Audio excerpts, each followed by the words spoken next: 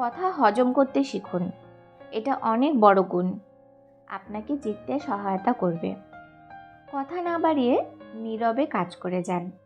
আপনার কাজই আপনার হয়ে কথা বলবে।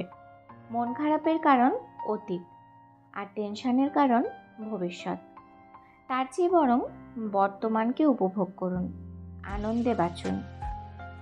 থাকতে থাকতে সোজা সরল ভালো মানুষটিও বুঝে যায় কে তাকে সত্যিকারের ভালোবাসে আর কে তাকে নিজ স্বার্থে ব্যবহার করে। আপনার সামনে যিনি আপনার প্রশংসা আর অন্যের সমালোচনা করেন, একটু পরেই তিনি অন্যের কাছে আপনাকে নিয়ে একই কাজ করবেন। পরম সমালোচনাকারী হচ্ছে যিনি প্রতিনিয়ত আপনাকে আশীর্বাদ করেন একজন হয়ে ওঠার জন্য। সমালোচকেরা নিঃসন্দেহে আপনার ভালো বন্ধু, বিনা পয়সায় ভুল ধরিয়ে দিতে সর্বদা তৎপর থাকেন। তাদের কখনোই অবহেলা করবেন না। আপনি বরং বিনয়ী হন, মানুষকে সম্মান করুন ও গুরুত্ব দিন। সব কিছু বহুগুণ হয়ে আপনার কাছেই ফেরত আসবে। কেউ যদি আমায় ঈর্ষা করে, আমি খুবই খুশি হই, কারণ আমি বুঝতে পারি যে আমি সঠিক কাজটাই করেছি। আপনার কাজ বা কথা নিয়ে কেউ কোনো মন্তব্য করল না, তার মানে আপনি সঠিক জায়গায় পৌঁছাতে পারেননি। মানুষের জনপ্রিয়তার মাত্রা নির্গত হওয়া উচিত তার শত্রু ও সমালোচনার সংখ্যার ভিত্তিতে। জিততে হলে কখনো কখনো হারতে হয়। আজকের হারই হয়তো ভবিষ্যতে বড় বিজয় এনে দেবে। কখনো বোকার সঙ্গে তর্কে জড়াবেন না, এটা সময়ের অপচয়। সম্ভব হলে আপনি অন্যদেরকে জিতিয়ে দিন। জিতে গেছে ভেবে কেউ যদি খুশি হয়, আপনিও নীরবে একটুখানি হেসে নিন। অন্যের সুখে সুখী হতে পারলে আপনি মহাসুখী।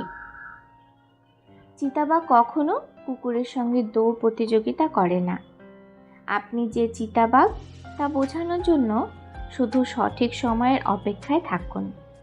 হয়তো অনেক কিছু পাবেন, তবে দরকার নেই তা বলে বেড়ানোর। নীরবে কাজ করে যান। যার প্রয়োজন তিনি আপনাকে ঠিকই খুঁজে নেবেন। তবে অযোগ্য কাউকে টেনে উপরে তুললে সেই এক সময় উল্টো আপনার যোগ্যতা নিয়ে প্রশ্ন তুলে প্রতিশোধ নেবে। আপনি দুনিয়ার কাউকে বদলাতে পারবেন না, শুধু নিজেকে ছাড়া।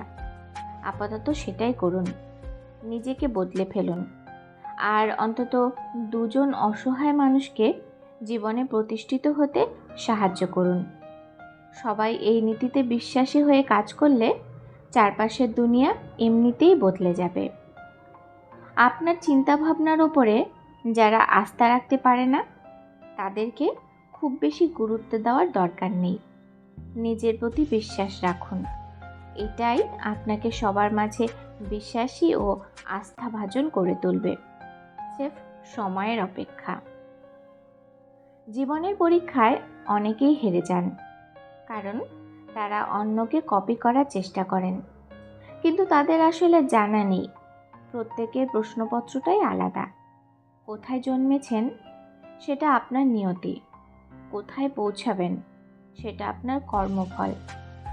আজকের থেকে ঠিক 999 দিন পরে আপনার অবস্থান কোথায় হবে সব কিছুই নির্ভর করছে এখন কাদের সঙ্গে মিশছেন আর কি বই পড়ছেন তার উপর।